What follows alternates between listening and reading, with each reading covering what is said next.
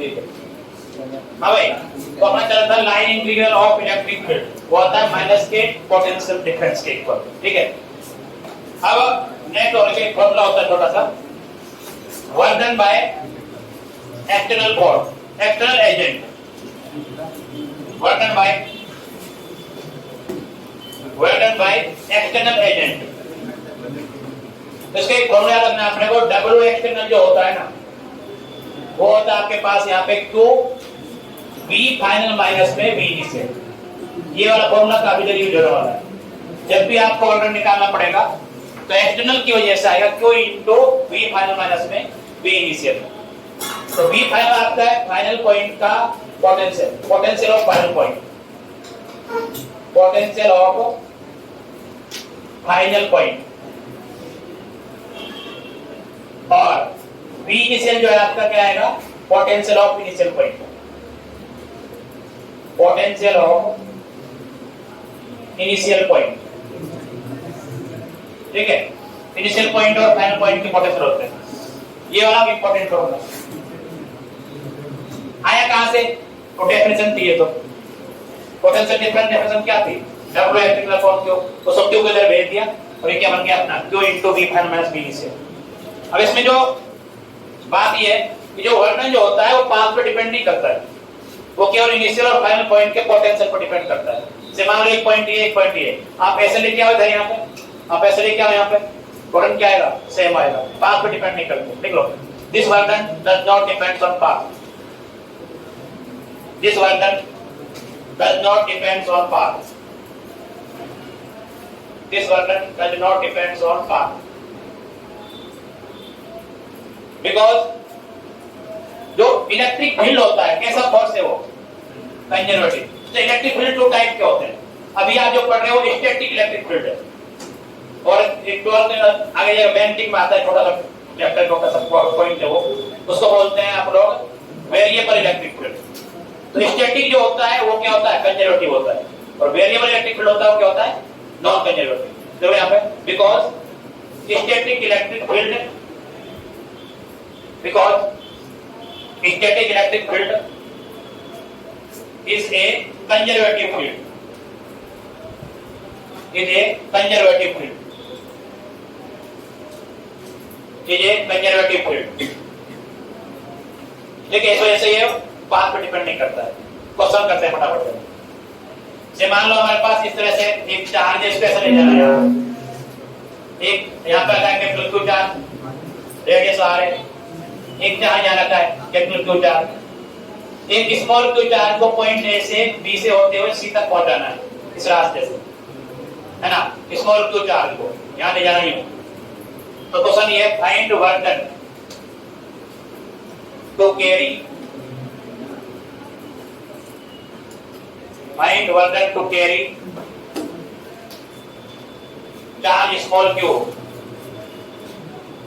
Find work done to carry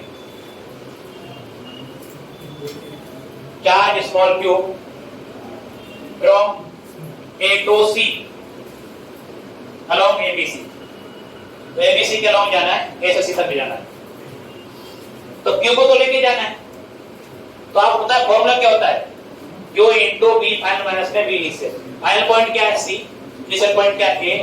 तो आपको इन दोनों की वजह से यहाँ पर लिखना पोटेंशियल, इसकी वजह से और इसकी वजह से, ये तो चलने वाला चार्ज, इसको मत लिख देना यहाँ पे, और इस पे से कहां लिखना है, ए तो लिखना है और फॉर्मूला लगा देना, आंसर आ जाएगा। तो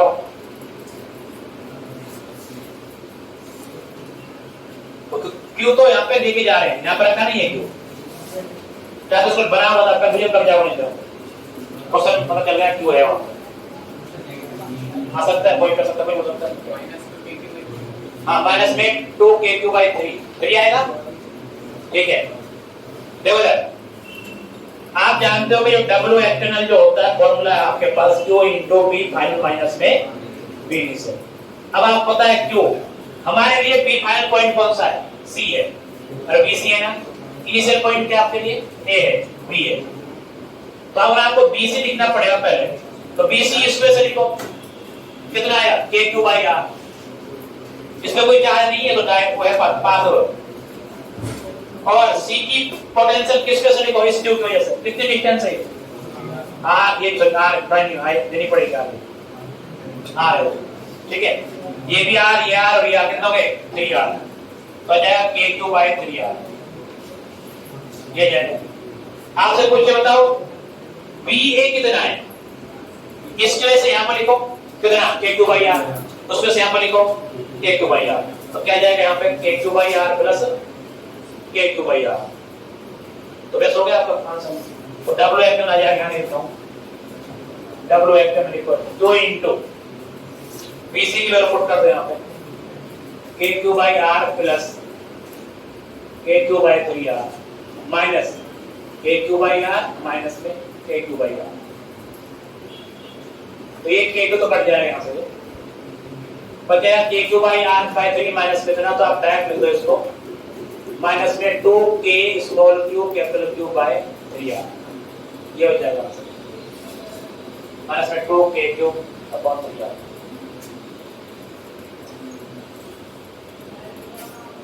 तो कुछ नहीं करना है, ऐसे क्वेश्चन आपको जब भी आपसे वर्णन पूछ देता है इलेक्ट्रिक फील्ड में, तो पोटेंशियल डिफरेंस इनको क्यों करना है, तो पोटेंशियल लिखना आप जानते हो, कई दिन से पोटेंशियल ही पढ़ रहे हैं आपको।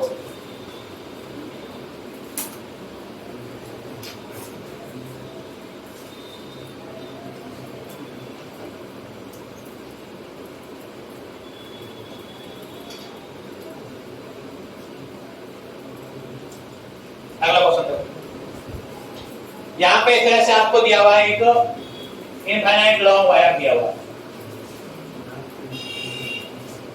ठीक है, 12 सेंटीमीटर से प्लस इंफिनिटी होता है, और इसका लैम्बडा दिया हुआ है, आपको 2 पॉइंट दिए हुए हैं, इसको B मान लो, इसको A मान लो, ठीक है। ये डिस्टेंस आपकी R है और यहां से अब तक डिस्टेंस कितनी है 2r है। अब चार्ज स्मॉल q को आपको एक यहां से ले जाना है, ऐसे भी एक पॉइंट और ऐसी लाइन पे, एक पॉइंट C है यहाँ पे, और इसको ले जाना है फिर आपको ऐसे C, और इसको ले जाना है इसको B से C, इसको आप 1 मानो, इसको 2 मानो, इसको कितना मान लो, ठीक है। तो आपको वर्तन निकालना है to carry a charge small q from A to B, A to C और B to C। देखो फाइंड वर्तन, फाइंड वर्तन to carry a charge small q, to carry a charge small q, number A from A to B, number 2 A to C, number 3 B to C। बताओ क्या है,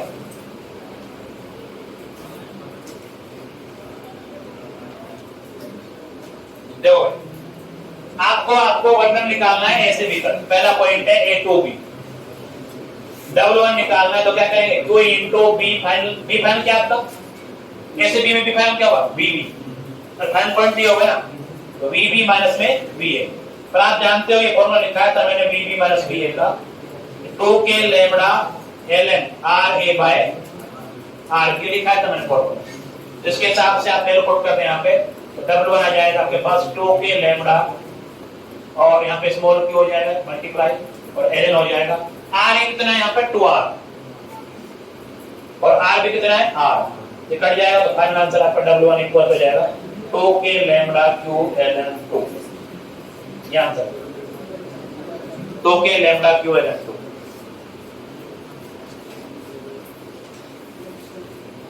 तो के lambda q ln 2,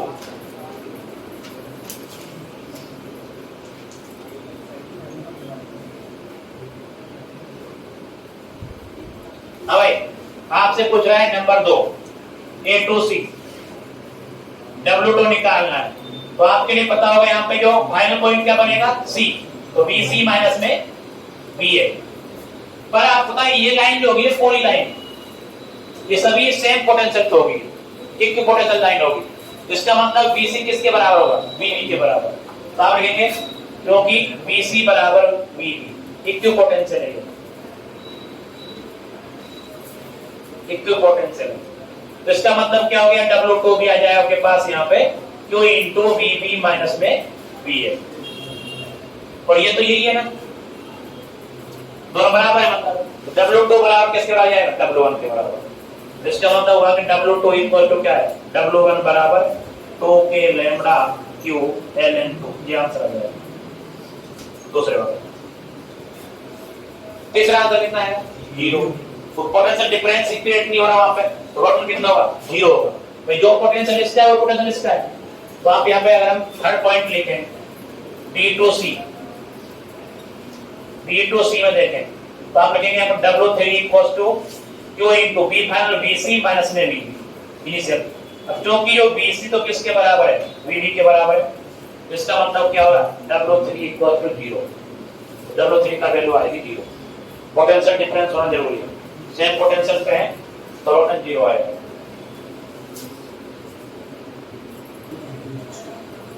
क्या हो जाए जो आगे मैं 3-4 क्वेश्चन करा रहा हूं ये जो है काफी इंपॉर्टेंट है अलग अलग टाइप के तीनों चारों लेकिन एक एक करा रहा हूं ज्यादा नहीं कराएंगे। पहला क्वेश्चन ये है कि इस तरह से आपको दिया हुआ एक कॉसेंट्रिक सेल दी हुई है ना कॉसेंट्रिक इसकी रेडियस मान लो r इसकी रेडियस कितना मान लो 2r इसको चार्ज दिया q इसको चार्ज दिया 3q है ना कॉसेंट्रिक सेल बोलते हैं ना सेल कॉसेंट्रिक सेल ये दी हुई इसका नाम मान लो 1 है और इसका नाम क्या है 2 है। तो आपको पोटेंशियल फाइंड करना है हर एक सेल का। Find potential of each cell find potential of each cell find potential of each cell.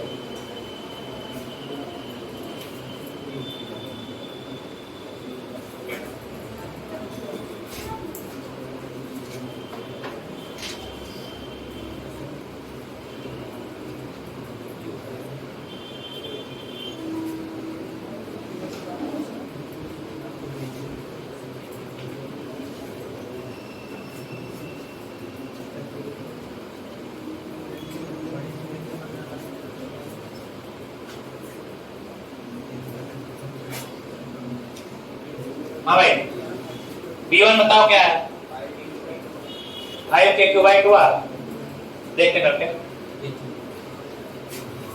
क्या करना होगा जब समझोगे तो सब लोग ध्यान समझ ले इसको पहले। पोटेंशियल जब भी लिखा जाता है ना तो सबको ऐसे लिखा जाता है खुद की वजह से और दूसरा जो उसके आसपास सबको ऐसे लिखा जाता है। तो अगर इसका पोटेंशियल लिखना है आपको B1 अंदर वाले का तो खुद की वजह से कितना होता है ये आएगा k/r प्लस इस बाहर वाले की वजह से और बाहर वाले के कारण इनसाइड वही पोटेंशियल होता है जो इसका सरफेस पे होता है। भाई मैं बोलो इसके कारण यहाँ पर इस पॉइंट का पोटेंशियल लिखो तो क्या लिखोगे जो इसके सरफेस पे होता है वही क्या होता है अंदर होता है। ये पता है ना आपको सेल के लिए तो सेल के अंदर जो पोटेंशियल आता है वो वही आता है जो सरफेस पे होता है। V इनसाइड इक्वल टू क्या होता है V से सरफेस होता है। ये बात हमने की थी यहाँ पे। तो कैसे करते हैं पहला पॉइंट है यहाँ पे खुद की वजह से कितना हुआ ये k/r इसकी वजह से इसका लिखना है तो इसके कारण यहाँ पे पोटेंशियल वही होगा जो इसके सरफेस पे होगा। ये क्या आ जाएगा यहाँ पे k3q/2r इसको जोड़ लेंगे जो भी आंसर आएगा ठीक है जोड़ लेना कितना जाएगा सही 5k/2r ये आ जाएगा। हाँ भाई B2 बताओ क्या आएगा B2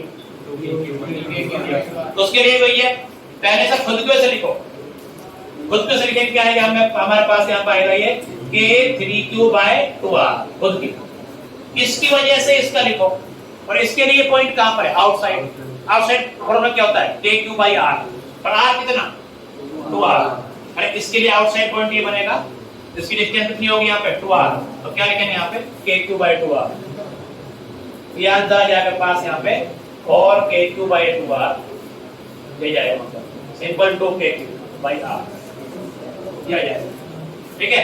ये बात पता होनी चाहिए कैसे कैसे लिख रहा हूं यहाँ पे मैं खुद की वजह से और दूसरे की वजह से लिखना है ना ये हो गया। अब आपसे कोई पूछे पोटेंशियल डिफरेंस बता दो V1 - V2 क्या आएगा पोटेंशियल डिफरेंस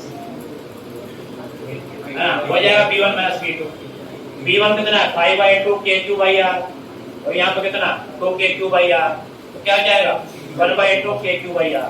ये पूछ सकता था आपसे पोटेंशियल डिफरेंस पूछ सकता था।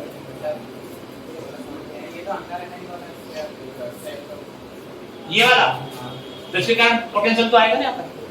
सभी चार्ज पे पोटेंशियल लिखना पड़ता है। तो भाई इस पर चार्ज कितना है Q है, इसके कारण इस पॉइंट का पोटेंशियल लिखना है। तो क्या होगा आउटसाइड के ऊपर लगाना पड़ेगा। तो KQ डिस्टेंस कितनी 2R हो जाए।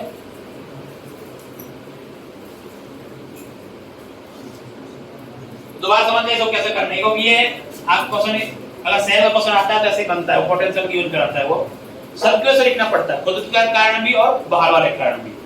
से इसका V1 निकाल मैंने पहले इसका खुद के कारण लिखो क्या है KQ/R आएगा। फिर अब बाहर वाले के कारण इसका लिखो। इस बाहर वाले के कारण यहाँ इनसाइड वाले पॉइंट पे पोटेंशियल वही होता है जो इसका सरफेस पे होता है। इसका सरफेस कितना आएगा K3Q/2R। वही क्या होगा इसके कारण अंदर होता है। ये बात पता है आप लोगों को पोटेंशियल। तो ये आपका K3Q/2R ये होगा। अब बात करते हैं इसके लिए V2। पहले सब खुद की लिख दो। खुद क्या हो जाएगा KQ/2R हो जाएगा रेडियस 2R। इसके कारण इस पे लिखो यहाँ पे। तो ये इसके लिए आउटसाइड पॉइंट है। तो आउटसाइड क्या होता है KQ/r। R कितना है यहाँ पे 2R होगा, ऐसा हो जाएगा। ठीक, तो ये पॉइंट आपको लिखना है, ये पोटेंशियल। ये बात होगी। देखिए सब लोगों ने अगला क्वेश्चन देखो यहाँ क्या आता है। अगला क्वेश्चन करने से पहले एक नोट लगाओ यहाँ पे, है ना। ये नोट भी याद रखने पड़ रहा है आजकल हमको। सर 100 रुपए के नोट में कौन सा जो है आपका पड़ा था तत्व किस तरह है वर्ल्ड हेरिटेज 100 रुपए के नोट पे है हम्पी के जो मंदिर है वो है। 500 वाले पे क्या है लाल किला। अरे ठीक है पढ़ रहे भाई। 2000 के पे तो है मंगलयान। ये सब याद रखने पड़े। रानी की बात है किसी पे 20 रुपए 10 रुपए 20 है ना। और कौन कौन से हैं? एक खजुराहो का मंदिर भी है। मैं इसका भी याद नहीं याद सकता हूँ। यहाँ पे नोट डाल लेते हैं। नोट ये अगर कोई भी कंडक्टर को आप अर्थिंग कर देते हो तो उसका पोटेंशियल कितना माना जाता है 0। ये बात देख लो। if a conductor is earthed then its potential becomes 0. If a conductor is earthed then its potential becomes 0. क्योंकि अर्थ को हम ना 0 पोटेंशियल पे मान के चलते हैं। ठीक है, एक्चुअली क्या आप देखोगे अर्थिंग पहले तो क्या नहीं करते, पहले एक तार आता था, केवल एक तार अर्थ से लेते थे। क्योंकि हमको क्या लाइट जलाने के लिए पोटेंशियल डिफरेंस जनरेट करना पड़ता है। तो एक तार तो है ही हो 220 वोल्ट का। एक तार कहां से आएगा 0 वोल्ट से आ जाएगा अर्थ से। तो दो तारों से मिलाकर क्या करते हैं हम लोग जो है लाइट चल जाती है। आप लोगों ने देखा वो बहुत अच्छा है ना। उस अर्थ को तो काफी गहरा गाड़ देते 10-10 फुट नीचे गाड़ देते उसको पानी में लगा देते, कोयला डालते, नमक डालते ये तो अर्थिंग करने के लिए करते थे। ठीक है, तो ये इसी के बेसिस पे एक क्वेश्चन है यहाँ पे। ये मान लो इस तरह से कॉसेंट्रिक कंडक्टिंग सेल दी हुई है। ठीक है, तो कंडक्टिंग को अर्थ करेंगे, नॉन कंडक्टिंग को अर्थ करके क्या कर लोगे तो चार्ज नहीं जाएगा, नहीं आएगा, नहीं कुछ नहीं होगा, तो कंडक्टिंग ही मान जाएंगे। मान लो इसकी रेडियस आपकी R है और इसकी रेडियस 2R है और इस पे चार्ज कुछ मान लो कैपिटल Q है। इस पे कोई चार्ज नहीं किया, इसको चार्ज नहीं किया और इसको क्या कर दिया आप लोगों ने अर्थ कर दिया। अर्थ का ये क्या होता है सिंबल होता है, अर्थिंग का सिंबल है अर्थिंग। ठीक है, अर्थिंग क्वेश्चन ये है if inner cell is earth then find charge on inner cell minus then find charge on inner cell।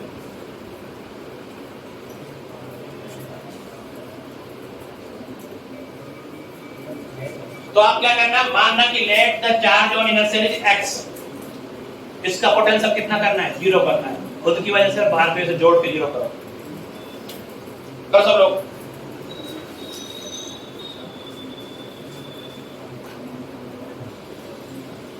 लिख लो चाहे let the charge on inner cell is x, let the charge on inner cell, charge on inner cell वो मान लो x है, ठीक है। तो आप पोटेंशियल लिखेंगे इसका V1 कितना करना है आपको, 0 करना है क्योंकि अर्थिंग की हुई है आपने। तो V1 खुद की वजह से क्या होगा बताओ, kx/r प्लस बाहर वाले के कारण अंदर वही होता है जो सरफेस होता है, तो kq/2r इससे इक्वल करना है 0। तो यहां से x की वैल्यू हो जाएगी -2/2, ये आंसर है। तो x -2/2, ठीक है, ये बात ध्यान रखिए।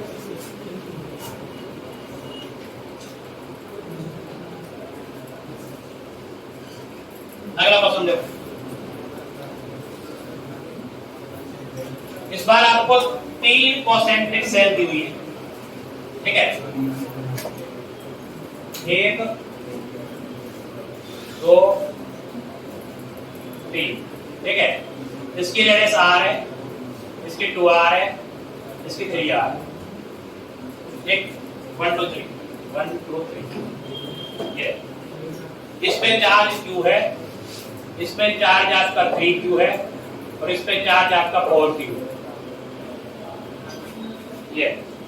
अब क्या क्या है, अगर जो सेल 1 और 3 को एक कंडक्टिंग वायर से जोड़ दिया जाए, है ना, या तो की लगा दिया आप लोगों ने, बटन लगा दिया ऑन ऑफ करने के लिए, तो आपको इनर सेल पर चार्ज फाइंड करना है। बाद में शुरुआत में कितना था, q था, बाद बताना। देखो क्वेश्चन, एक cell 1 and 3 are connected by a conductor wire, cell 1 and 3 are connected by a conductor wire, then find charge on cell 1, cell 1। तो 1 वाली सेल पर कितना चार्ज रहा होगा जोड़ने के बाद। चल देखो, आपको क्या करना है, समझ लो कंसेप्ट क्या है इसमें, क्या आपको मानना है कि इस पे चार्ज कितना है, x है, तो आउटर सेल पे चार्ज कितना माना जाएगा, 5q - x। तो टोटल चार्ज जब तार से जोड़ते हैं दो वायर को, दो सेल को या दो कंडक्टर को, तो टोटल चार्ज थोड़ा गायब होता है। चार्ज क्या होता है, केवल रीडिस्ट्रीब्यूट होता है। तो टोटल चार्ज जो पहले था इन दोनों पे बाद में कितना रहना है, उतना रहेगा। अगर आप इस पे x मान लेंगे जोड़ने के बाद, फिर आउटर पर कितना मानना पड़ेगा, 5q - x। एक बात तो ये हो गई। दूसरी बात, चार्ज का फ्लो कब तक होता है, पोटेंशियल, तो आपको इनके फाइनल पोटेंशियल सेम भी करने पड़ेंगे, v1 = v3। तो वहां से आपको क्या निकालना है, x की वैल्यू निकालनी है। करो क्या आता है, क्या डायग्राम दूसरा बनाने नहीं समझने के लिए। तो आप क्या करेंगे, यहाँ पे एक नया डायग्राम बनाने ना आप लोग। मानना कि इस पे चार्ज x है, तो टोटल चार्ज ऑफ 1 और 3 का क्या रहना है, कंजर्व रहना है, तो 5q - x हो जाएगा, क्योंकि पहले 5q था तो बाद में 5q रहेगा। जोड़ने से क्या होता है, केवल चार्ज जो है इधर चला जाता है। तो मान लेते हैं इस पे चार्ज क्या है, x है। लेट चार्ज ऑन सेल 1 कितना है, वो x मान लो, x मान लिया आप लोगों ने। पर अब जब कंडक्टर वायर से जोड़ देंगे तो इनका फाइनल पोटेंशियल क्या हो जाएगी, सेम। तो आप पहले चलो v1 लिखो, चलो क्या है v1, दोबारा समझ लो, देखो सब लोग v1 लिखेंगे, खुद की वजह से लिखो पहले, तो क्या है बताओ, kx/r। इसकी वजह से जो दूसरे वाले की वजह से, दूसरे के लिए कहां पर है, इनसाइड है, तो इसके कारण अंदर वही होता है जो इसका सरफेस होता है। तो इसका सरफेस कितना आएगा, k3q/2r प्लस इसके कारण कहां लिखो, इसका लिखेंगे, तो इसके कारण अंदर वही होता है जो इसका सरफेस होता है। तो क्या जाएगा यहाँ पे, k5q - x/3r। तो ये तो आएगा v1। अब आप बात करते हैं v3 की, v3 की बात करते हैं। चलो v3 में इसका पोटेंशियल लिखना है अपने को, खुद की वजह से लिखो पहले, खुद की वजह से क्या आएगा, k5q - x/3r प्लस इसकी वजह से लिखे, इसके लिए आउटसाइड है।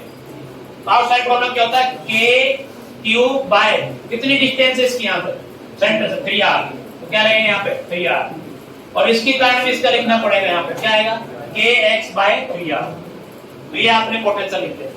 तो वायर से जोड़ने के बाद फाइनल पोटेंशियल क्या हो जाएंगे, सेम हो जाएंगे। अब लिखेंगे क्योंकि v1 बराबर क्या है v3, ठीक है, इन दोनों बाहर कर देते चलो। फिर क्या है यहाँ पे kx/r plus k 3q/2r plus k 5q - x/3r equals to k 5q - x/3r plus k 3q/3r plus k x/r। तो ये वाला पार्ट कट गया, तो यहाँ से k/r गायब हो जाएगा सब जगह से, k/r और यहाँ पे k/r 3 से 3 कर गया k/r। तो क्या हो जाएगा यहाँ पे, यहाँ हो जाएगा x प्लस 3q/2, मतलब क्या हो जाएगा यहाँ पे q, और क्या हो जाएगा यहाँ पे इधर क्या होने वाला है, अरे कि गड़बड़ करके हमें लगता है 3 आ रहा है क्या, 3 आ रहा है, क्या हो जाएगा यहाँ पे ये x/3 हो जाएगा, ठीक है। तो 3 आ रहेगा नहीं वाला, x को उधर ले जाओ x/3 को, तो x माइनस में x/3 equal to q minus में 3q/2। अब यहाँ बन जाएगा यहाँ पे 2x/3 और यहाँ क्या हो जाएगा ये माइनस में q/2, तो यहाँ से बचेगा आपका x की वैल्यू माइनस के 3q/4, ये आंसर है x की वैल्यू माइनस के 3q/4, ठीक है।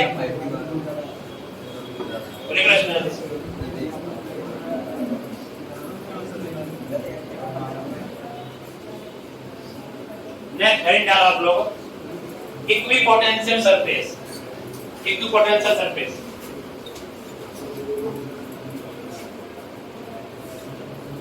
Equipotential surface,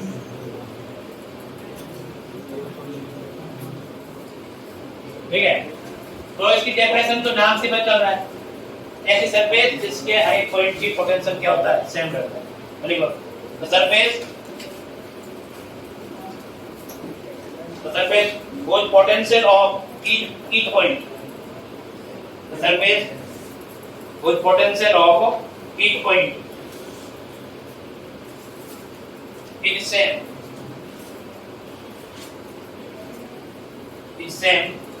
is called equipotential surface, is called equipotential surface, is called equipotential surface, ठीक है। नाम से भी चल जाता है यहाँ पे। नेक्स्ट देखो property of equipotential surface, property लिखो, properties of equipotential surface, properties of equipotential surface.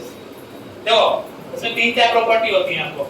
एक प्रॉपर्टी तो इसकी डेफिनेशन समझना चाहते हो, दोबारा लिख सकते हो इसको, कि potential of each point is same. तो लाइन भरनी होती है, एक बार 4 पूछे तक 3 याद आ जाती है। तो ये भी एक डेफिनेशन जो है वो क्या है, प्रॉपर्टी है उसकी।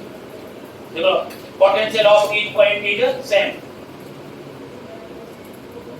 Potential of each point is same. Second property देखो, आपको बताओ इक्विपोटेंशियल सरफेस पे चार्ज को एक पॉइंट से दूसरे पॉइंट ले जाने में कितना वर्क करना पड़ेगा, 0। तो यहाँ लिख लो, the work done to bring a charge, the work done to bring a charge from one point to another point, from one point to another point of equipotential surface is 0, of equipotential surface is 0। आप जानते हैं यहाँ पे WF इन लोगों का जो formula था वो था Q into V final minus में V इनिशियल। पर आप जानते हो इक्विपोटेंशियल सरफेस के लिए, और equipotential surface, equipotential surface, surface V final क्या होगा, V इनिशियल के बराबर होगा। इसका मतलब WF कितना हो जाएगा, 0 होगा। ये वाला प्रॉपर्टी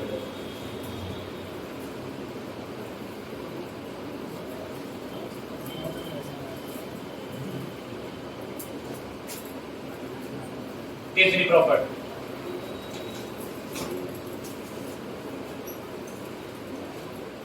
ये है आपकी जो इक्विपोटेंशियल सरफेस जो होती है ना, उस पर इलेक्ट्रिक फील्ड जो होता है हमेशा क्या होता है 90 डिग्री पर होता है। तो ऐसे सकते हो चाहो तो द इलेक्ट्रिक फील्ड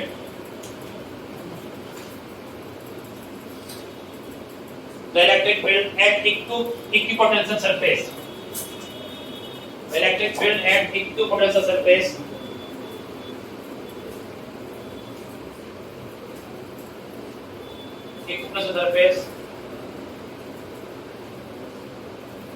क्या करते हैं इसके बाद at 90 डिग्री, देखो at 90 डिग्री, ठीक है 90 डिग्री, ठीक है। तो ये इसका मतलब है कि इक्विपोटेंशियल सरफेस पे पोटेंशियल पे जो आपका इलेक्ट्रिक फील्ड होता है वो हमेशा 90 पर होता है, ठीक है 90 डिग्री। मतलब समझ सकते हो आप, पहले बताया था मैंने, क्योंकि आप पता है कंडक्टर होते हो क्या होते हैं, इक्विपोटेंशियल सरफेस होते हैं। इसी वजह से कंडक्टर पे जो फील्ड लाइंस होती हैं वो 90 पे इंटर करती हैं और 90 पे लीव करती हैं उसको, है ना। ये कंडक्टर मान लो जो इसका पोटेंशियल है उसी पॉइंट का पोटेंशियल होगा वहां पे, है ना। तभी तो हम जानते हैं 220 पोटेंशियल होता है कोई लाइन का, ठीक है। तो dv जो होता है आपका हो जाएगा e डॉट dr होता है, हम जानते हैं बात, है ना, माइनस e डॉट dr। और इक्विपोटेंशियल सरफेस dv कितना 0 और equipotential surface potential surface dv equal to 0। इसका मतलब ये हुआ कि e dot dr equal to 0, e dr cos theta equal to 0, मतलब cos थीटा इक्वल टू 0, तब थीटा इक्वल टू कितना 90।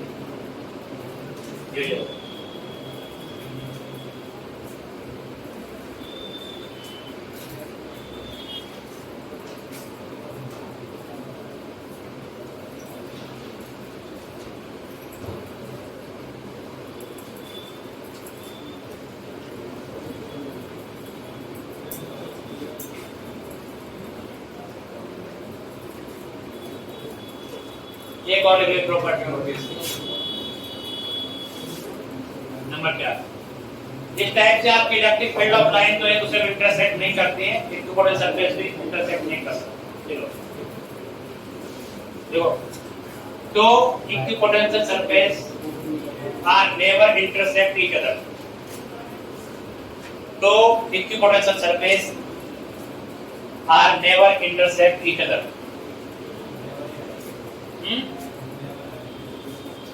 क्या बोल रहा है,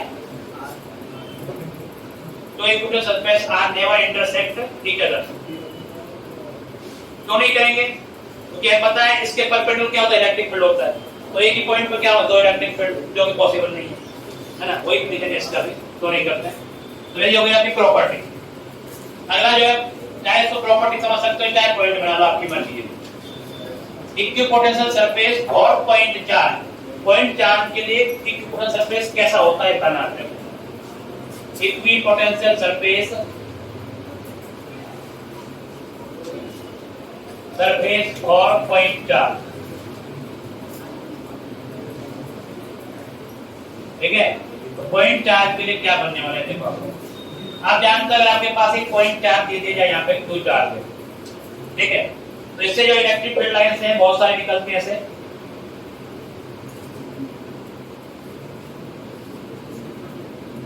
ऐसे फील्ड लाइंस निकलती हैं इस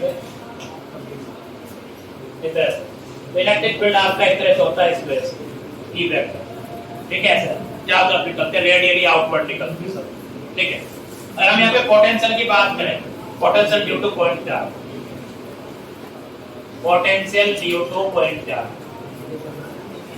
ड्यू टू पॉइंट चार्ज,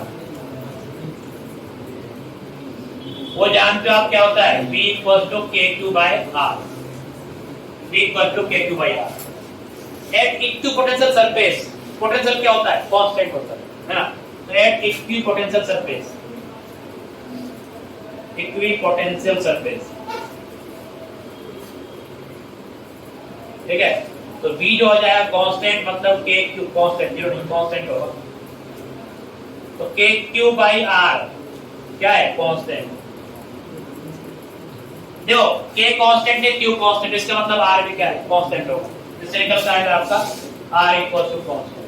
अब आप सोच के बताओ, एक पॉइंट से सेम डिस्टेंस पर पॉइंट्स का लोकस क्या होगा भाई? इससे सभी तो समान डिस्टेंस पर सर्कल में थ्रेड चलेगी यहाँ, स्फीयर होगा। इसका मतलब ये हुआ कि जो पॉइंट चार्जेस जो एक छोटे सा सरफेस होता है वो कॉसेंट्रिक सेल होती है, या कॉसेंट्रिक स्पेस होते हैं। तो भाई मान लो ये जो पॉइंट बनेगा, ये सबके लिए डिस्टेंस तो नहीं, r1 मान लो, ये डिस्टेंस क्या हो जाएगी r1, ये एक टुकड़ा सरफेस हो गई। दूसरी ये वाला बनेगा आपका सरफेस है, इसकी डिस्टेंस अगर r2 मान ले आप लोग, ये आ जाएगा। इसका पोटेंशियल v1 है, इसका पोटेंशियल क्या है v2। तो ये जो है आपका क्या बनेगा, इक्विपोटेंशियल सरफेस बनेगा। इसका मतलब ये हुआ कि इक्विपोटेंशियल सरफेस है point charge is r concentric spherical cell। ठीक है, देखो यहाँ इक्विपोटेंशियल सरफेस और या और ये point charge are concentric spherical cell, concentric spherical cell, spherical cell. एक कॉन्सेंट्रिक बहुत सारे सेल जो बनेंगे यहाँ पे, बहुत सारे बनेंगे। इन सब के ये सभी पॉइंट के लिए आर क्या है, कांस्टेंट है ना, इसका मतलब क्या है, सेल हो गए। तो यहाँ पे ये जो बनेंगे आपके पास, ये कॉन्सेंट्रिक सेल है, concentric cell.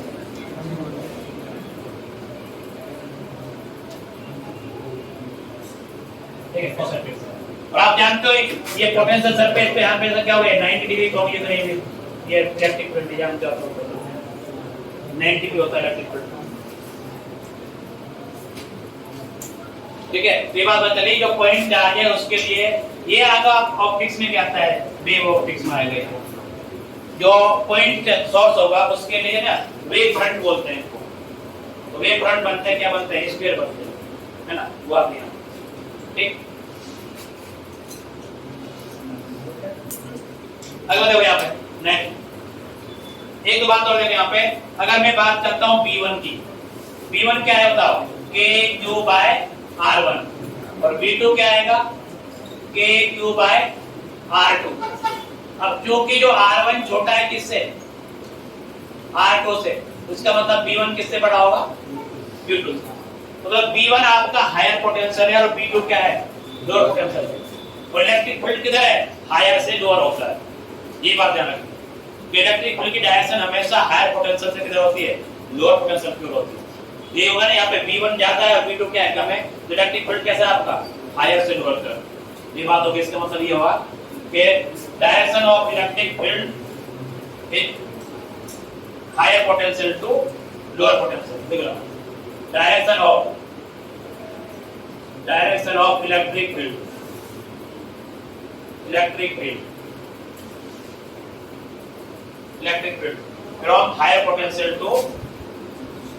from higher potential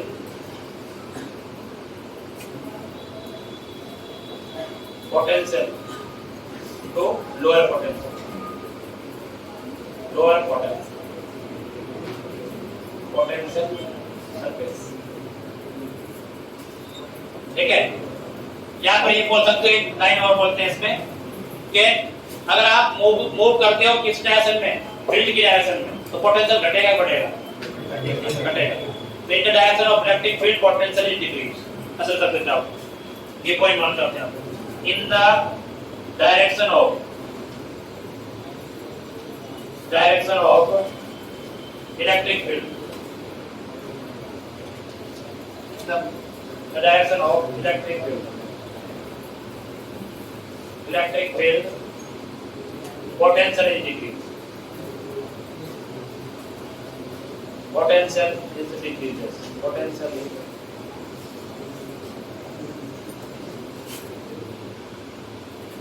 decreases। ये हो जाए। यहाँ से कुछ नहीं, चलो रैंडम से कुछ भी, मैं आपसे पूछ रहा हूँ, ऐसे इलेक्ट्रिक फील्ड है आपका, 2 पॉइंट है, ये आपका इफेक्ट लेगा, ये ए है और ये बी, बताओ कौन हायर है, ये हायर है। क्योंकि इलेक्ट्रिक पोटेंशियल जो इलेक्ट्रिक फील्ड होता है वैसा हायर पोटेंशियल से लोअर पोटेंशियल होता है, तो आप कह सकते हो यहाँ पे VA equal greater than V। ये बना